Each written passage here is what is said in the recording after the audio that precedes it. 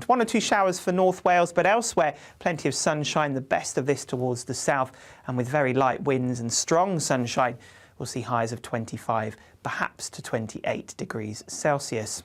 And it stays warm and humid through this evening. Most of the showers fade away, but then we do see this weather front pushing in across western Scotland, getting into Northern Ireland, northwest Wales and the far north of England as well. Some quite heavy rain through the night here, but it stays dry further south with some clear spells, but a very warm night to come. Temperatures in the mid-teens nationwide.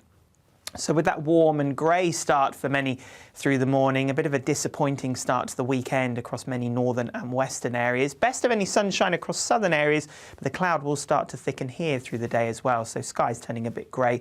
But I am hopeful for a few breaks developing for East Wales and southwestern England through the afternoon. Still very warm and humid, and the heaviest of the rain starts to ease, so we will see some brighter skies coming in for Scotland and Northern Ireland as well. It stays quite wet for North Wales and parts of Cumbria into Lancashire through the course of Saturday evening, and then we do see some mist and murk developing across those western facing coasts and hills. A quick look to Sunday then, more in the way of showers and some rain through southern areas, brighter in the north and staying warm. Take care.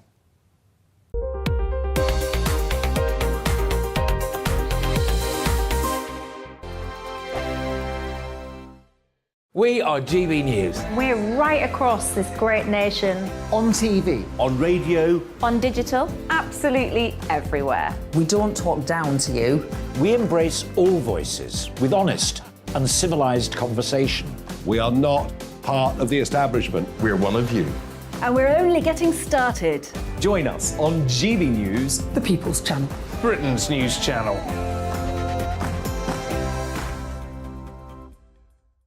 Hi there, it's Stephen and Anne.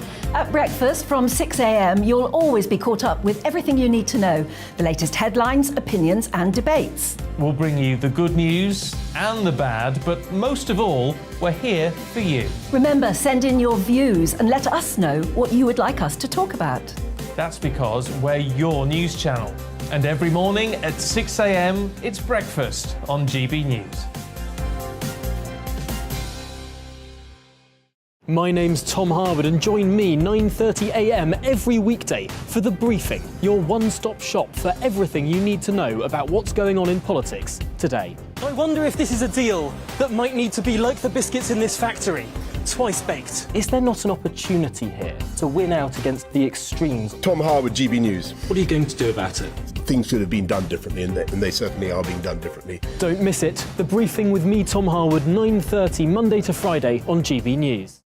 Where would you like to go? Just take me to the studio, please, mate. You know where you're going. I've got a show to do. Friday Night Feast on GB News, 7 p.m. And it's like nothing you've ever seen before. We take a different angle on the week's biggest news stories. The viewers and listeners set me some absolutely mad challenges to do. We tried to rehome a rescue dog. And yes, there's some other wacky stuff in there as well. I feel like I could take on the world. Well, that's that. Friday Night Feast with me, Patrick Christie's, every Friday, 7 till 9 p.m. on GB News. Be there.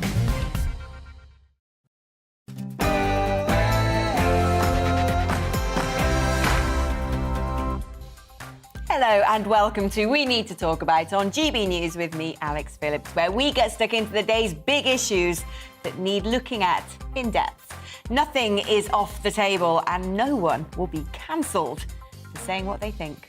Keeping me company today is columnist and broadcaster Emily Carver, and here's what we're discussing on today's show. The battle to become the next Prime Minister rolls on, with the final 2 contenders facing questions from Tory members in Leeds last night. But why is there still a deafening silence from Rishi Sunak and Liz Truss on many of the big issues? We'll be discussing just that. Cities across Germany are being forced to turn off the lights and hot water as the energy crisis intensifies in Europe. So could the UK be forced to follow suit? And the controversial Tavistock Clinic's child gender identity service has been closed, but many argue the decision has come far too late. We'll speak to a woman who has detransitioned about that. That's what we're talking about for the next hour, but what do you need to talk about? Email me, gbviews@gbnews.uk, or you can tweet us at gbnews. First, though, it's time for the GB News headlines.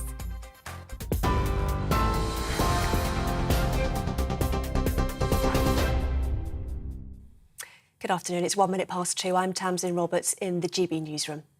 Lincolnshire police say 2 people have been arrested in connection with the death of a 9-year-old girl who died from a suspected stab wound in Boston.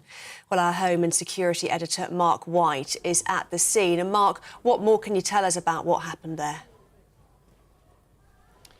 Well, this is still very much an active investigation, although there has been a very significant development with the news that 2 people have now been arrested in connection with the murder of this 9-year-old girl who suffered a stab wound or stab wounds just after 6 p.m. last night in the area behind me. Forensic teams have been here throughout the day as we speak now. In fact, I'm just going to pop to the side. There are some police officers just down towards the bushes down there. You might see them pop into shot now and again. It's a specialist team of search officers who are in that kind of area of bushes, the overgrown area behind that wall there, looking for any clues as they continue to piece together what happened here about 6:20 yesterday evening when that 9-year-old girl received her fatal injuries. Now, as far as the ongoing investigation is concerned, Chief Superintendent Kate Anderson, who is the East Area Commander for Lincolnshire Police, said that she couldn't give any more details about those arrested in terms of their age or their sex. And what we don't know as well is whether anyone else is likely to be arrested, whether they think they have their prime suspect at this stage. All the Chief Superintendent would say is that they believe this was an isolated incident and that there is no wider threat to the community. OK, Mark, for now, thank you very much. Mark White reporting there. Former police officer Wayne Couzens has lost his Court of Appeal bid to reduce his whole life sentence for the murder of Sarah Everard. The Court of Appeal has been reviewing the sentences of 5 killers. Lord Chief Justice Lord Burnett said that in Couzens' case, a whole life order was justified due to the way he abused his power as a police officer. Couzens seeks leave to appeal against sentence. In his case, we grant leave to appeal against sentence but dismiss the appeal. Although the circumstances of his case do not fall within the terms of the statutory provision which provides that a whole life order should be the normal starting point, the individual facts are such that the judge was entitled exceptionally to impose a whole life order. Colleen Rooney says she's pleased that the judge in the so-called Wagatha Christie libel case ruled in her favour. She was sued by Rebecca Vardy after accusing her of leaking stories to the media. Mrs Vardy is now expected to foot most of the legal bill, estimated at £3 million. Colleen Rooney says it should never have gone to court and that the money could have been better spent helping others. Liz Truss's campaign for number 10 has received the support of the Defence Secretary, Ben Wallace. It comes after the first official hustings in Leeds last night, in which Liz Truss and Rishi Sunak appeared before Conservative Party members. Ukraine's president says the country is ready to start shipments of grain from the Black Sea, but is still waiting for the go-ahead. Volodymyr Zelensky has visited the Black Sea port of Chornomorsk, where ships are being loaded with grain. A UN-brokered deal for exports to resume was signed in Istanbul last week, but the UN says crucial details are still being worked out. 40,000 BT and Openreach workers are on strike in a dispute over pay. The Communication Workers Union says it's the largest telecom strike since 1987. Another walkout is planned for Monday in protest against a £1,500 pay rise, which they say is not enough. Southern Water has announced it's introducing a hosepipe ban after one of the driest years for over a century. From next Friday, people in Hampshire and the Isle of Wight will be forbidden from using hosepipes to water gardens and clean cars. Southern Water says there's no direct risk to customers' water supply, but that the ban is aimed at reducing the amount of water being taken from rivers. England have won their first medal on day 1 of the Commonwealth Games in Birmingham. Alex Yee won the men's triathlon to clinch gold at Sutton Park. He's described it as his greatest achievement ever. This is GB News. We'll bring you more news as it happens. Now it's back to Alex and We Need to Talk About.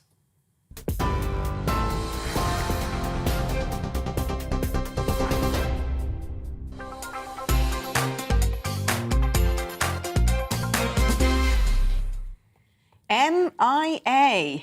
That's what seems to have happened to half the cabinet. Now, I know it's parliamentary recess, which means MPs scuttle back to their constituencies for summer as if the country doesn't need running over August.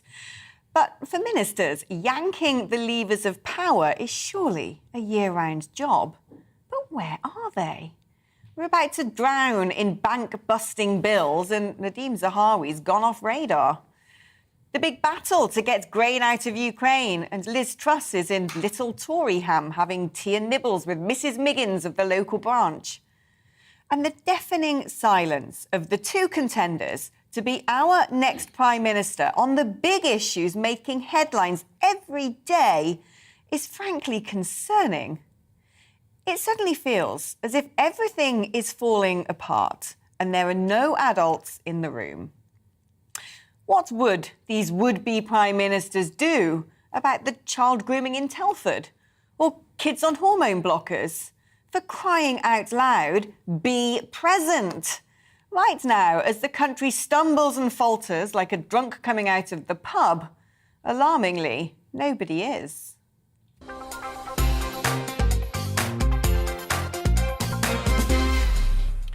Well, joining me now to dissect all of this is Peter Edwards, former editor of Labourist, and Christine Jardine, Liberal Democrat MP for Edinburgh West, as well as Ben Harris-Quinney, who's the chairman of the Bow Group Conservative think tank. I'm going to start with you, Peter. It seems to me, and by the way, everyone, feel free to sort of chime in. Let's just go for it. It's a Friday. It feels to me like so far this leadership contest has become shallow. It feels jarringly arbitrary. Frankly, it feels rather tone deaf. I mean, they're talking about grammar schools and Greenbelt and banning wolf whistles when Germany's turning off the lights, grain stuck in Ukraine and hormone blockers are the big issues of the day. Well, the Conservatives are talking to themselves, and in doing so, they're further trashing Boris Johnson's record in government. They're undermining the ability of each other, Liz Truss and Rishi Sunak, to be Prime Minister, and they're beginning to write the script for Labour's own election campaign in a year or so's time, with some comments, I think, not overall from the two candidates, but from quote-unquote allies or friends who give off-the-record briefings to newspapers with some pretty personal stuff in. And of course, as you alluded to, what they're doing, they're having a narrow inward-looking contest that focuses on the priorities of a few 100,000 Conservative members who are the electorate, and not on the priorities of the country at large. And yes, perhaps I might put that I clearly don't rate either candidate. Liz Truss has made a bit of progress on the grain deal for Ukraine, but otherwise it's been profoundly inward-looking and slanted towards the interests of just a small section of society. So how are they going to pivot from that to governing in the name of the whole country? I have simply no idea. Yeah, I mean, I'm going to put this now to Ben then, because, you know, are these sort of very narrow interests of a tiny subset of the country, are these things that we really need to be talking about right now? Greenbelt, grammar schools? Well, the only intervention the Bow Group has made on this leadership election is to say that it's insufficiently democratic. We had just a week to whittle down a large number of candidates to these final two, and I think there were some interesting debates going on between those candidates. The members were turning towards candidates like Braverman and Badenoch. And now we've got these final two who have been in government for a very long time, particularly in the case of Liz Truss. They're not going to change anything, really. They might pay lip service to some of the issues, but these are establishment candidates. And I actually think it's back to front. We had far too little time to hear from a wide range of candidates, and we now probably have far too much time to hear from two very similar candidates. Much is being made on their difference of 1 or 2% of tax, but fundamentally on the big issues, they're committed to mass immigration, they're committed to net zero, and they're committed to a lot of the things that the Brexit vote and those people that elected them to the largest majority since Thatcher wanted to see changing, and they aren't going to change it. So it's not a great exercise in democracy for one of the oldest and paragons of democracies in the world. I mean, Christine, is it a very good exercise of democracy as well to have the Foreign Secretary trotting around the UK trying to shore up her support rather than trotting around the world doing her job? Well, they have been rather absent, the pair of them, from the stage that we need them to be on, particularly, as you see, the Foreign Secretary at a time when we have the continuing war in Ukraine, the crisis over grain, and we need trade deals, the trade deals which this government promised us. But the depressing thing, or the most depressing thing, because there are so many depressing things about it, is that what we are hearing from neither of them is real leadership. And for future prime ministers of the country, or aspiring future prime ministers of the country, they're not really giving us leadership that we would need. What is happening about the strikes which are going on at the moment? But, something should have been done to avoid them, to prevent them happening. What about the economy? What's been done about that? The government has failed dramatically to shepherd our economy after the pandemic in a way that has been effective for families and pensioners who are now struggling with the energy crisis. And we're not hearing from them how they're going to deal with the problems which affect ordinary families, pensioners, young people up and down this country if they become Prime Minister. They're caught up in this internal argument about Conservative Party policy, which to most of us in the country is just frustrating because we want the country to be doing better. We want the economy dealt with rather than this constant self-examination. And I don't agree that what they're doing is damaging Boris's legacy. The person who damaged Boris's legacy was Boris. Let's be clear about that he was the one, he was responsible for his own Boris Johnson brought down Boris Johnson. Yeah. So, I mean, there is no legacy for them to damage. What they are damaging by vacillating and, not doing anything, and the cabinet, as you say, being absent, is damaging the country. Ben, do you think that this leadership contest risks damaging the Conservative Party as well as the country right now? Yes, but I think the damage to the Conservative Party is done by, we cast our minds back to 2005 when David Cameron came as Conservative Party leader as a solution to Tony Blair. He dubbed himself as the saviour of conservatism. Of course, when he got into office, he started governing in exactly the same way as Blair. The same thing happened with May. Initially, she was dubbed as, the new Iron Lady, the next Thatcher. Same thing happened. She had to go. And Boris, his biggest failure was losing his base, was losing focus on those priorities. Because despite the fact, of course, we all know that he did some very questionable things whilst in office, if he kept the support of his base, if he was delivering on those Brexit voter priorities, the people that put him in office, he would have been fine. What we now have is another very similar candidate in that line. And I think people are getting extremely frustrated that what they vote for is never enacted in government. And many of the things the government are doing, it's not just that they're not doing anything, they're doing things that are counter to what that Brexit revolution demanded. And I think that is a disgrace to democracy, and it is a disgrace to the Conservative Party.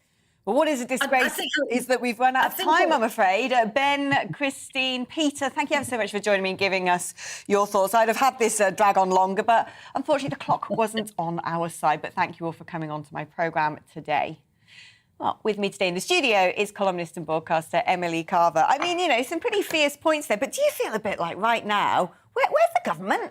Who's running the country? What's going on? I mean, that was a pretty depressing panel in terms of they were brilliant guests, but the conversation, the debate there, well, there wasn't much of a debate. Everyone seems to feel, yes, where are the government and why are they not following through with the mandate they were given? And it does seem to me, and a lot of people who would have voted Conservative at the last election and are thinking about it now, that these are two continuity candidates. Where is that fresh change that people were hoping for? And I do take the point that actually, you had such a quick decision made in terms of those two final candidates that members then had to decide between. I would think that it would have been fairer to have a longer a longer chance for all those candidates to be whittled down and then be put to the membership. And also the point was it seems made. so unfair. Yeah, the point was made as well, wasn't it? That whenever you looked at polling or, reaction on social media off the back of some of those early debates or, canvassing the grassroots, the Conservative Party, it was those that didn't get through that were really lighting the competition up. It was Badenoch, it was Tugendhat, it was the newbies who were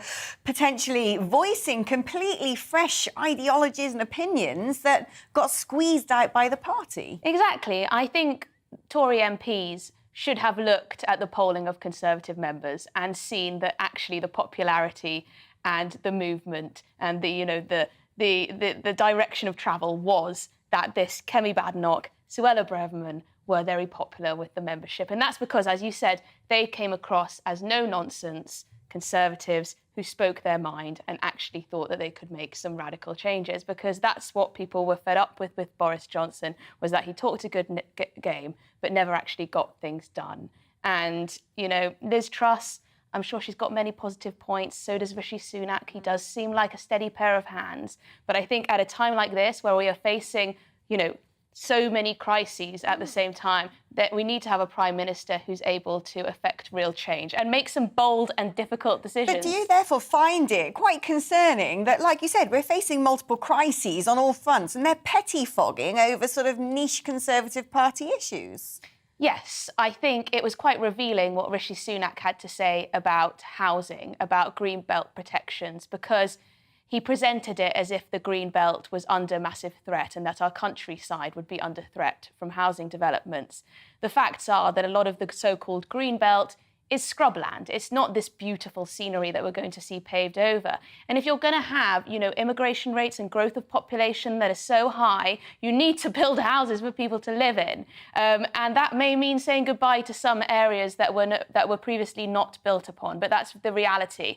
And, how are they going to get young people to vote for the Conservatives if people can't get on the housing ladder? That is one of the biggest crises. And they're not talking about the NHS either. No. I mean, it's interesting, isn't it? They don't seem to be talking about the things that matter to the entire country, and yet they have to be the Prime Minister of the entire country, not just the leader of the Conservative Party. Emily, thank you so much. Really great insights there.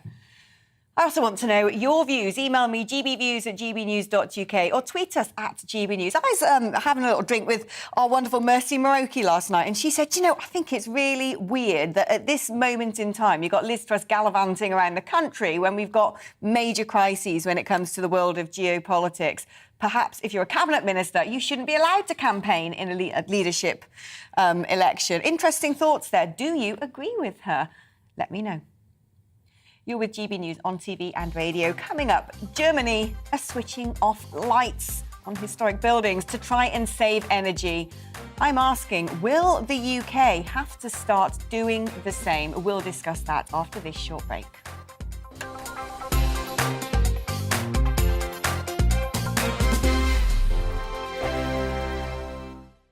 We are GB News. We're right across this great nation. On TV. On radio. On digital. Absolutely everywhere. We don't talk down to you. We embrace all voices with honest and civilised conversation. We are not part of the establishment. We're one of you. And we're only getting started. Join us on GB News, the People's Channel, Britain's news channel.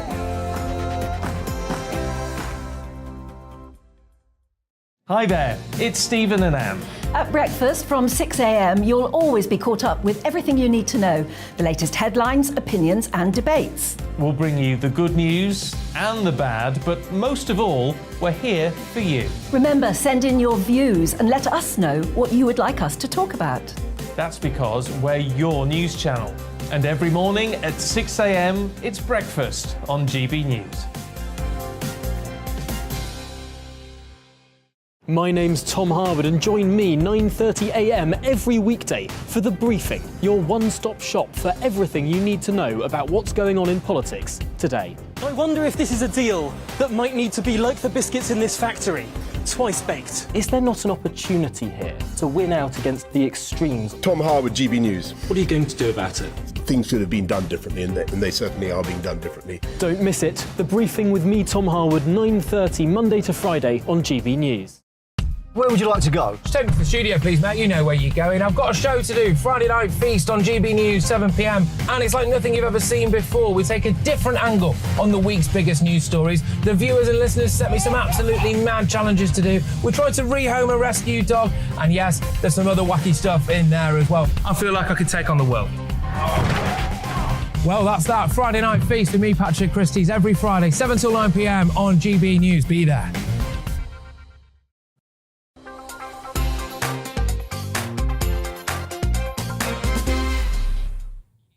Welcome back. Now, as Berlin's landmarks are plunged into black, it is not in commemoration of a tragic event.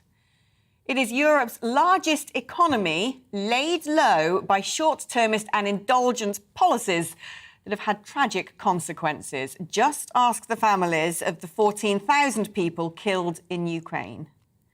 Germany is paying the price for not heeding warnings about its dependency on Moscow.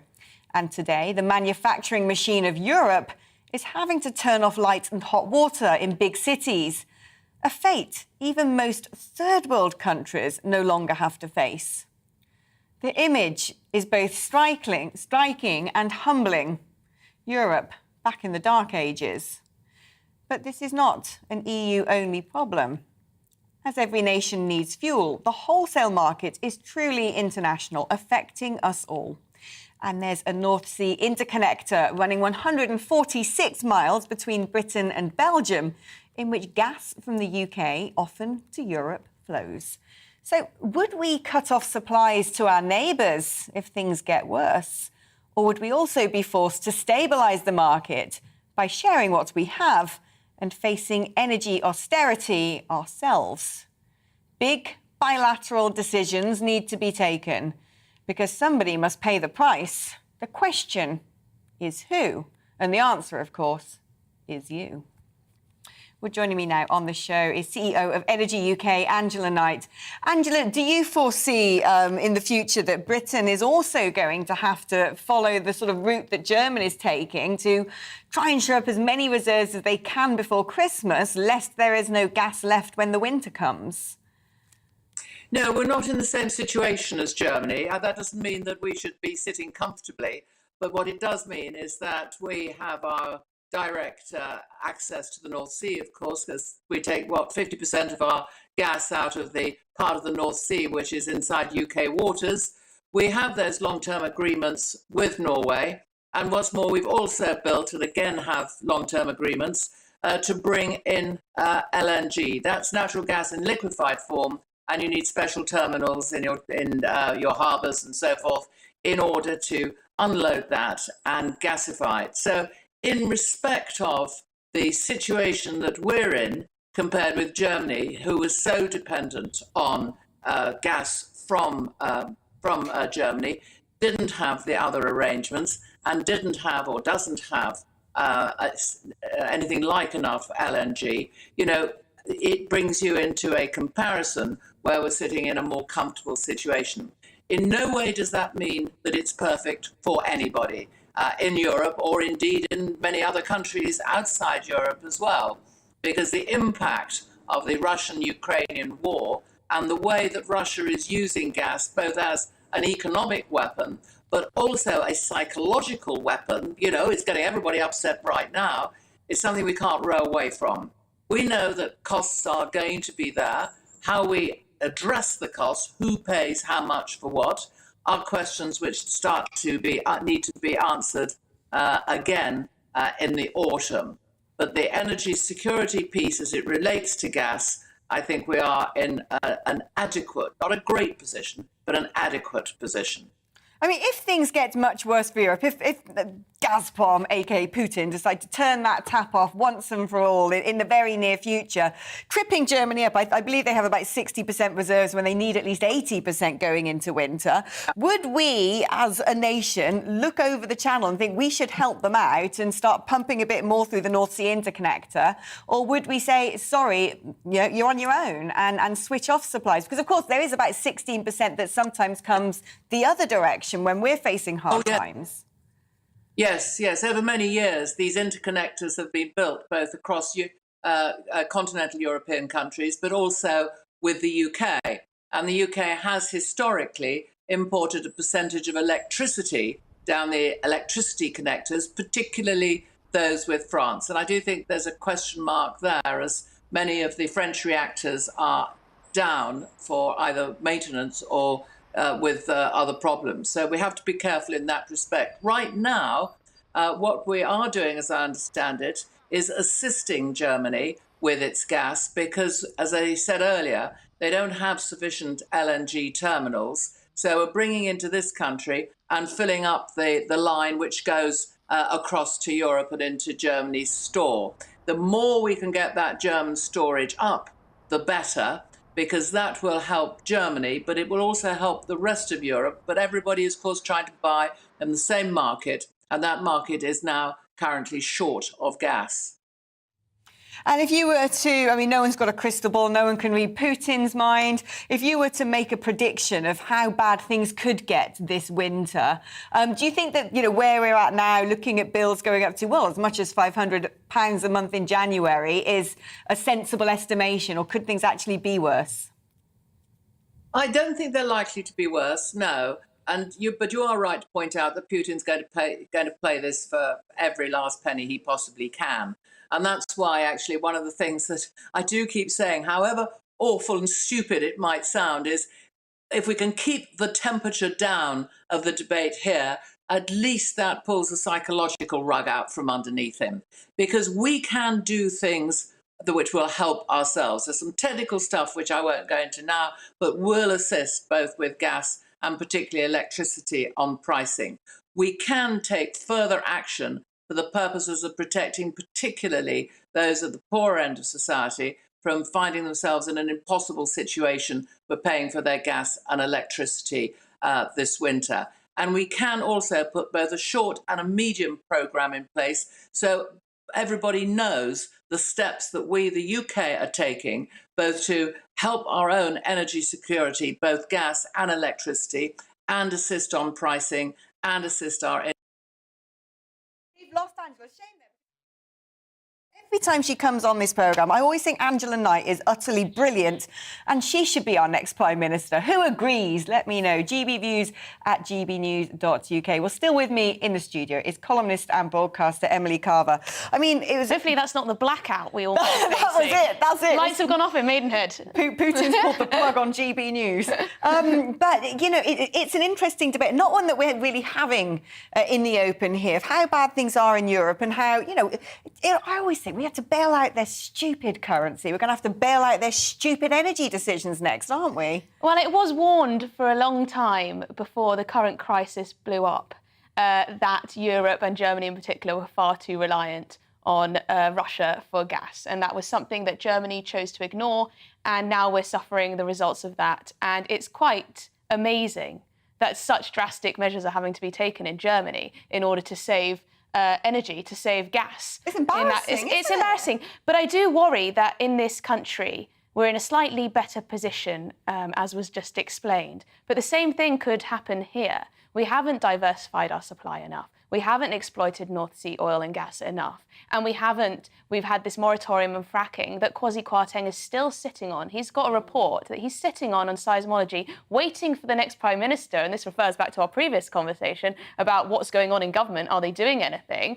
Everything seems to be on hold until we have a new Prime Minister. And that's not acceptable because I don't think either Liz Truss or Rishi Sunak quite understand how terrible things are going to be come the autumn, come the winter, when people literally cannot pay their bills.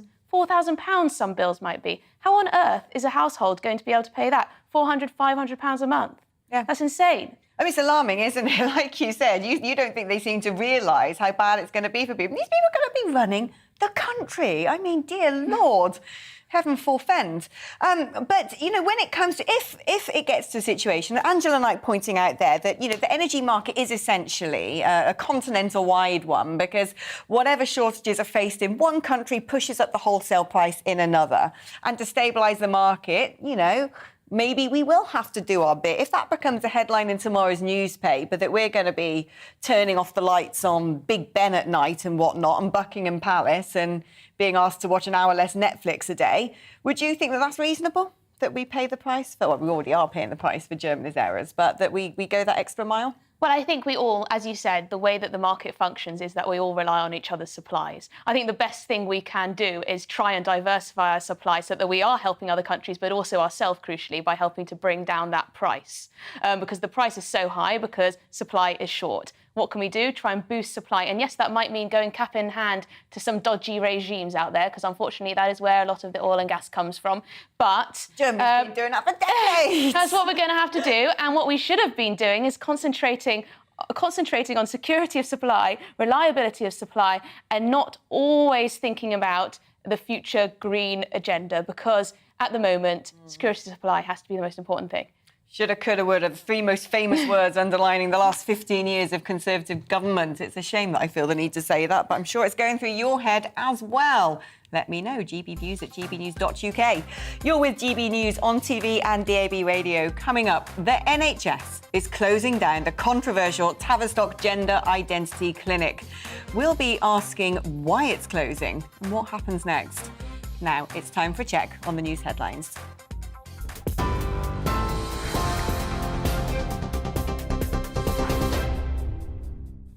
Good afternoon, it's 2:32. I'm Tamsin Roberts in the GB newsroom.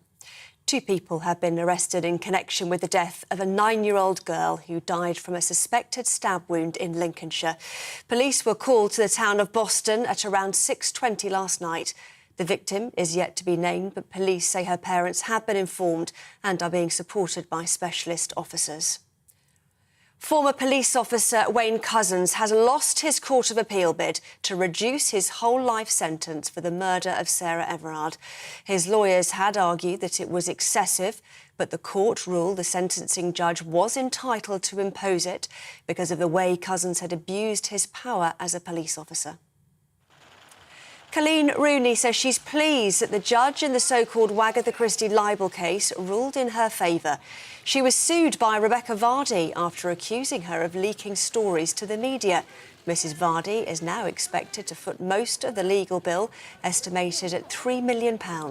Colleen Rooney said it should never have gone to court and that the money could have been better spent helping others.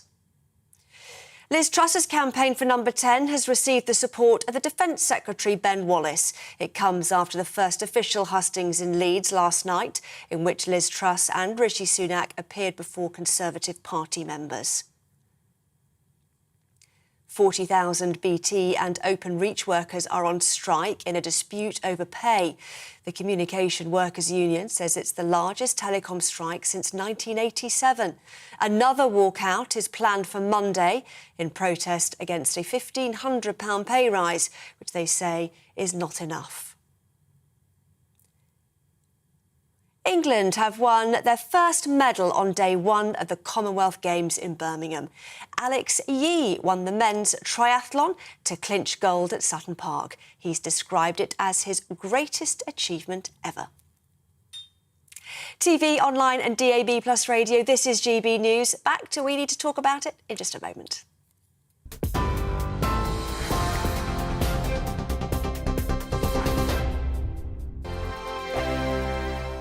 We are GB News. We're right across this great nation. On TV. On radio. On digital. Absolutely everywhere. We don't talk down to you.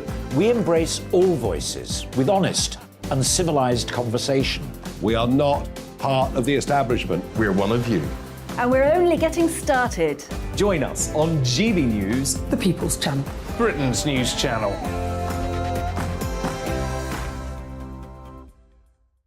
Hi there, it's Stephen and Anne. At breakfast from 6 a.m, you'll always be caught up with everything you need to know, the latest headlines, opinions and debates. We'll bring you the good news and the bad, but most of all, we're here for you. Remember, send in your views and let us know what you would like us to talk about. That's because we're your news channel. And every morning at 6 a.m, it's breakfast on GB News. My name's Tom Harwood and join me 9:30 a.m. every weekday for The Briefing, your one-stop shop for everything you need to know about what's going on in politics today. I wonder if this is a deal that might need to be like the biscuits in this factory. twice baked. Is there not an opportunity here to win out against the extremes? Tom Harwood, GB News. What are you going to do about it? Things should have been done differently, and they certainly are being done differently. Don't miss it. The Briefing with me, Tom Harwood, 9:30 Monday to Friday on GB News. Where would you like to go? Just take me to the studio, please, Matt. You know where you're going. I've got a show to do. Friday Night Feast on GB News, 7 p.m. And it's like nothing you've ever seen before. We take a different angle on the week's biggest news stories. The viewers and listeners set me some absolutely mad challenges to do. We tried to rehome a rescue dog. And yes, there's some other wacky stuff in there as well. I feel like I could take on the world. Well, that's that. Friday Night Feast with me, Patrick Christie's, every Friday, 7 till 9 p.m. on GB News. Be there.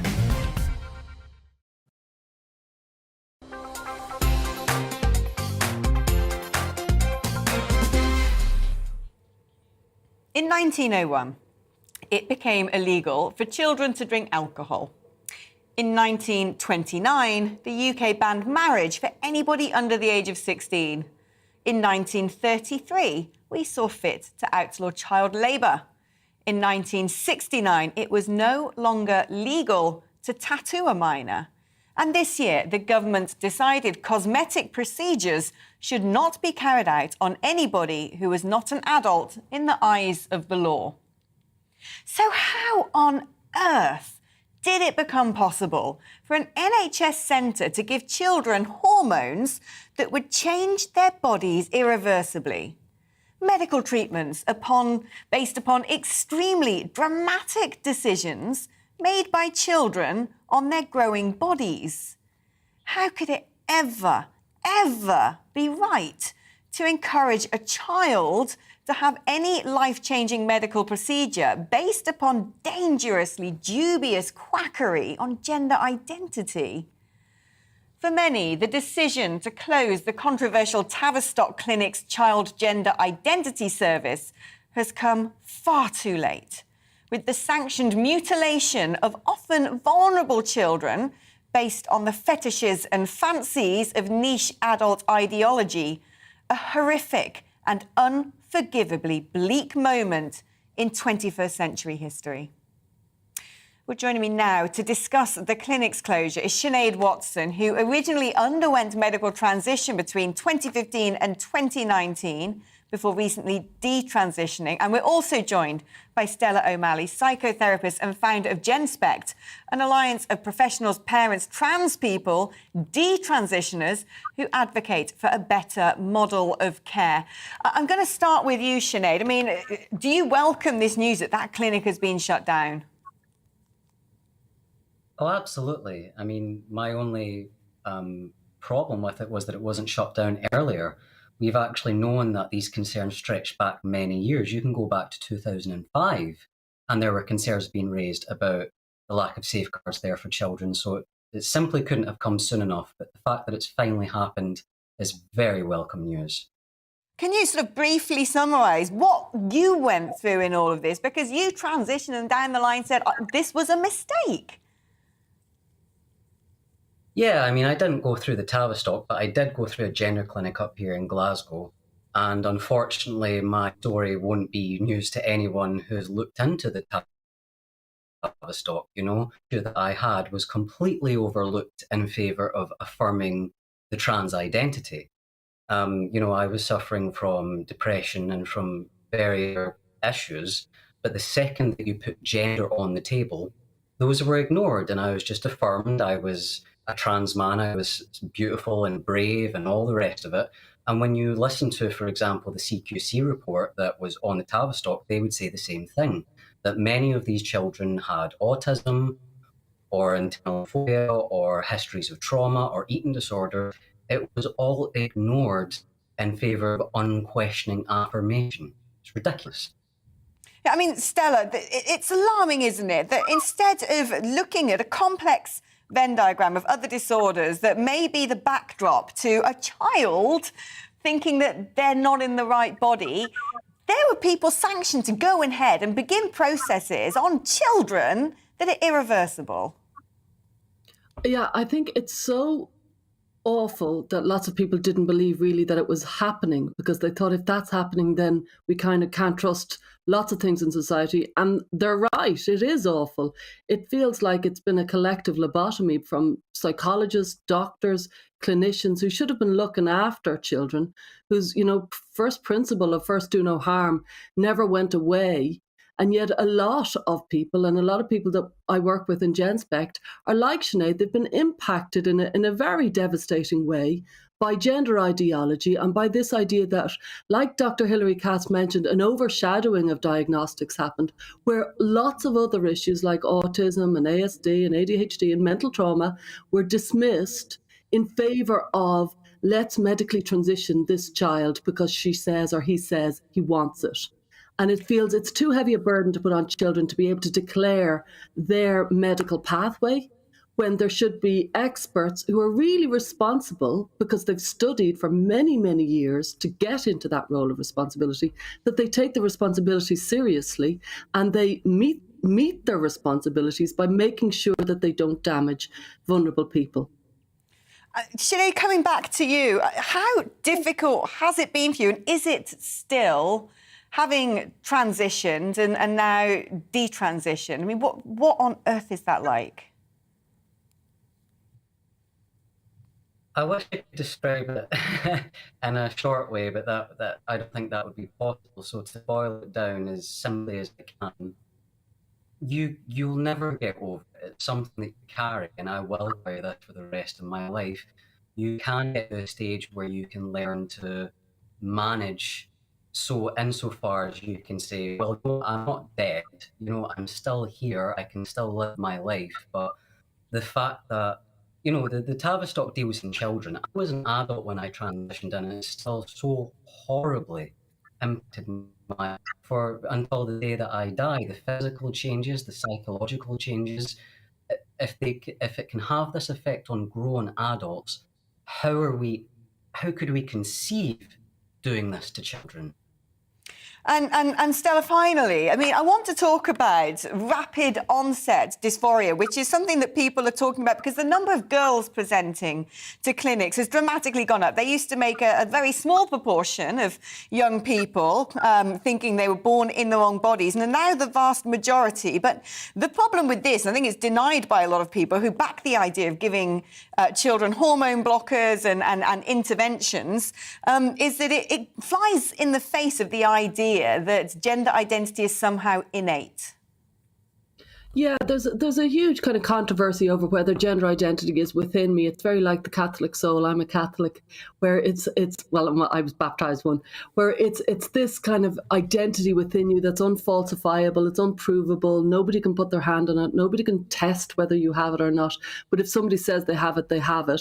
Versus people like myself, I'm a psychotherapist who has a developmental understanding of gender dysphoria, where sometimes because of maybe a biological kind of influx of hormones, or maybe a kind of psychological past experiences, or there's various different understandings of why you might suddenly think, I don't want to be the sex that I am. I want to be a boy, or I want to be a girl, or whatever.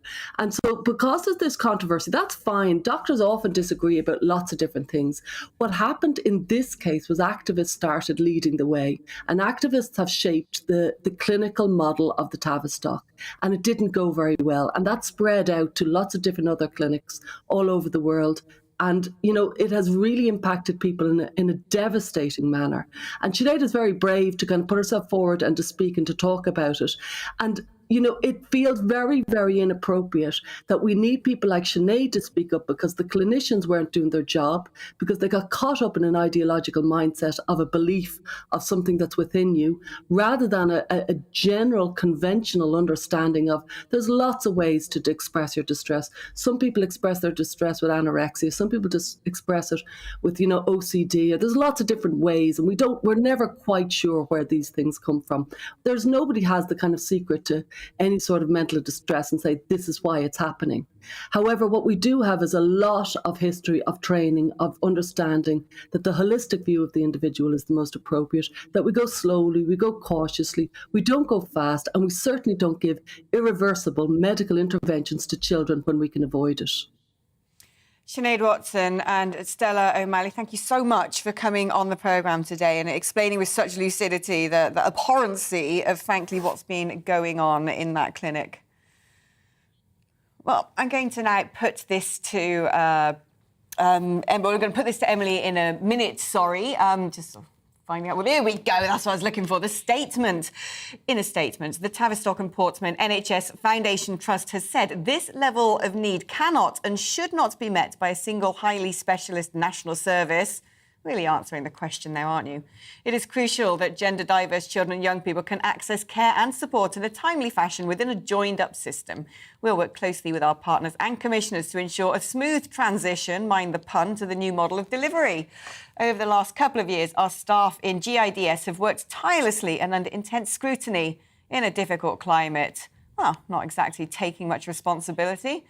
Now, in response to the Dr. Cass review, NHS England said this latest advice means we are now able to start building a more resilient service by expanding provision and enhancing the focus on quality in terms of clinical effectiveness, safety and patient experience. None of that seems to reassure me at all. Now, Emily, this just reminds me of, in the Victorian era, some wise egg decided having lobotomies might cure depression. In some, particular tribes in other countries, people think that FGM is a good idea based on quackery about female hygiene. And in this country, we're messing with little children's bodies with long-term ramifications based upon some adult hocus-pocus that gender is some sort of innate belief. These people should be in prison, surely. I know, I do think that this is one of, if not the biggest scandals of our time. The fact that children are being pushed to believe that they can change their gender, and it's usually, from what I've read, young people who are either autistic or who have severe mental health problems, and they're being pushed in this direction for some reason, and it's pushed by an ideology that people can somehow change their gender and that is the solution to their problems. And it reminds me of when I was back at school, at a high-achieving girls' school. It was eating disorders that was what affected a lot of the girls at the school in terms of their mental health, and that was how it came out. That was the symptom. That it was by controlling eating. And I do think that perhaps the girls at my school now, I wonder how many of them are thinking that this is the answer, because when I was going through puberty, I did not want to show any signs of being a woman. I wanted to cover up any, burgeoning curves I had. I didn't want to be a woman yet. And if you're taught then that, to avoid the male gaze or to not have to grow up to be a woman and all that comes with that, the periods, etc., that perhaps you can be a boy instead, that might be appealing to a young girl who's scared of growing up and who may have underlying mental health issues. It strikes me as well that, everyone knows that the female of the species is far more predisposed to community hysteria, like you were saying, things like eating disorders. Tourette's has been something which is breaking out among lots of girls who are looking at videos online and so on and so forth. And today, young girls are pressurised to having to conform to beauty standards that, they're beyond. You can't even, unless you have surgeries, you can't look like that. And but I'm also, sure that's a big motivating factor. Since when did adults listen to what a child is saying and assume that that is going to be their belief for the rest of their lives? It's people said, when children pretend to be an animal or they pretend to be, a princess, doesn't mean that they are that thing. People go through, you can allow a child to explore with how they present themselves, what clothes they wear. They don't all have to be wearing dresses if they're female and wearing cargo pants if they're a boy. Allow children to explore. And it's actually that, we're looking more at stereotypes when we're looking at this transitioning, aren't we? Because if you transition to a woman, you end up, you've got the very female stereotype is what you see yourself depicted as, a lot of these people who transition. But I just think it's so concerning because it is in our schools. It's in some of our curriculum and PSHE lessons. And I'm sure there are, there may well be a number of children who have severe gender dysphoria and that needs to be dealt with. But, mutilating young girls and boys is something that we will look back on with horror, I'm sure. I'm absolutely certain. Now, on a lighter note, the most defining TV programme for Gen X and millennials. Who didn't want to live on Ramsay Street? Who wasn't captivated by Erinsborough? An anagram of neighbours, don't you know? The crushes came thick and fast and launched a ridiculous amount of Aussie bronzed babes and hunks into mega international careers. For a country of just 25 million people, Neighbours created an astonishing list of Hollywood megastars and cheesy pop artists. Kylie Minogue, Russell Crowe, Liam Hemsworth, Guy Pearce, Margot Robbie. What were they spiking the smoothies with in Lassiter's? Well, tonight is the night. Fans worldwide who may not have caught up with the antics down under for years will be tuning in to bid an emotional farewell to a firm family favourite. Thank heaps, mate. It's been bonza. Joining me now on the show is Alison Grade, who's accredited with being one of the people who helped Neighbours succeed. Alison, tell me how you did that. Well, I can't claim all the credit because there are some absolutely fabulous actors and actresses who've been on the show. But, I was a teenager at school and, we used to go into the classroom and watch Neighbours in our lunchtime, and we'd be sneaking around the school trying not to get caught. And obviously we did get caught, and I had to go home and fess up that I'd got into trouble at school, and I was a bit of a girly sort, so I didn't usually get into trouble, so people paid attention. And my dad happened to be BBC controller at the time, so he said, I said, Dad, I got into trouble at school. And he said, oh, what happened? I said, well, we got caught watching telly at lunchtime. And he said, oh, what were you watching? So didn't really care that I got into trouble. He was interested in what I was watching, and I said, well, I was watching Neighbours. And he said, oh, crikey, there's an audience here. And literally next day he goes into the office and says, right, we're changing the schedule. We're going to move Neighbours to 5:35. And really the rest is history. Well, Alison, thank you so much for doing that, because Neighbours was a core part of my childhood. It really, really was. I remember when I was at school in the 90s, everyone had developed an Australian accent. It used to drive our parents mad. So who were your favourite characters and what were your biggest, most memorable storylines? Oh, I think, I was definitely Scott and Charlene, the wedding, that was amazing. That was really the big storyline. And Kylie and Jason were the ones. And, just the fact that Kylie was portrayed as, the car mechanic in the dungarees and everything else, that was just fabulous. Did you have a crush? Was there someone you had a particular hot spot for when you were watching Neighbours? I think no, I don't think I quite did really in those days. I think the whole thing was just so colourful. I'd grown up on, Grange Hill, and even in Grange Hill it was black and white, even the uniform. And suddenly you go into the world of Neighbours, and there's swimming pools, and there's colour, and there's sunshine. It was just such a magical world. I think you just fell in love with that world in the UK. And I guess you're going to miss it. Have you been watching Neighbours right until the very end? Or have you sort of, did you give up on it for a while there and will just be tuning in tonight? Definitely tuning in tonight. I think, I definitely stuck with it all the way through university and into my 20s, but I'm afraid family life has got in the way in recent times. But, the outpouring of love that I've seen for it, just everyone like you has such fond memories of the show, and that sense of family and Neighbours and connection. That's what is just magical about it. Alison, thanks so much for coming on the programme and sharing your memories, and thanks for getting it moved on the schedule so more of us could watch it. What an amazing series it was. Alison Grade there. Emily, you never watched Neighbours, did you? So I don't know what I'm going to say to you other than you missed out. I'm telling you, this programme had everything. It had affairs, people falling off roofs, people drowning in the ocean, coming back to life without memories. It had everything. I was probably watching, Hannah Montana or something on Nickelodeon. Or the Disney Channel. Are you going to watch it tonight with Kylie and Jason going back and be tempted to see if you fancy going back through the archives? Oh, I've got to find out what happens to Kylie and Jason. I've got to find out. I'm more of a Love Island watcher. Which I must do a plug. Will you allow me to do a plug for tomorrow? What are you plugging? Tomorrow I'll be hosting, standing in for Neil Oliver. That is true. 6 to 8 p.m. tomorrow evening, Saturday night. So that should be fun. Far more intelligent viewing than Love Island. So good luck with that, and I'm sure you're going to be amazing. I will be tuning in. Emily, it's been a delight having you on the programme. You've made it a lot of fun. Well, that's all I've got time for today. And of course, this week, do join me again for We Need to Talk About on GB News, same time, same place for Monday. Coming up next, it's The Briefing with Arlene Forster. First, though, it's time for a look at the weather forecast. Have a wonderful weekend from me, and why don't you treat yourself to some back catalogue of Ramsey Street? Bye-bye. Hello and welcome to your forecast. Well, we've got a lot of warm weather over the next few days, some sunshine around through the course of today, but also the risk of a few showers. But as I say, it'll be pretty warm out there. Now, we've got high pressure centred to the Azores and also over Scandinavia. The UK being in between.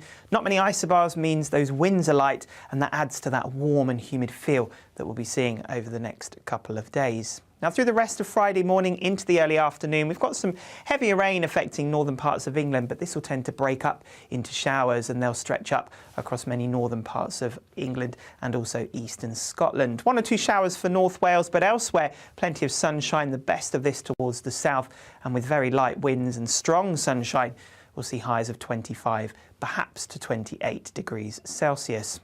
And it stays warm and humid through this evening. Most of the showers fade away, but then we do see this weather front pushing in across western Scotland, getting into Northern Ireland, northwest Wales and the far north of England as well. Some quite heavy rain through the night here, but it stays dry further south with some clear spells, but a very warm night to come. Temperatures in the mid-teens nationwide. So with that warm and grey start for many through the morning, a bit of a disappointing start to the weekend across many northern and western areas. Best of any sunshine across southern areas, but the cloud will start to thicken here through the day as well, so skies turning a bit grey. But I am hopeful for a few breaks developing for East Wales and southwestern England through the afternoon. Still very warm and humid, and the heaviest of the rain starts to ease, so we will see some brighter skies coming in for Scotland and Northern Ireland as well. It stays quite wet for North Wales and parts of Cumbria into Lancashire through the course of Saturday evening, and then we do see some mist and murk developing across those western facing coasts and hills. A quick look to Sunday then, more in the way of showers and some rain through southern areas, brighter in the north and staying warm. Take care.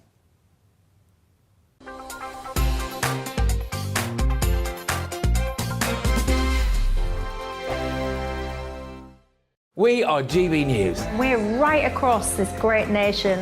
On TV. On radio. On digital. Absolutely everywhere. We don't talk down to you. We embrace all voices with honest and civilised conversation. We are not part of the establishment. We're one of you. And we're only getting started. Join us on GB News, the People's Channel. Britain's news channel.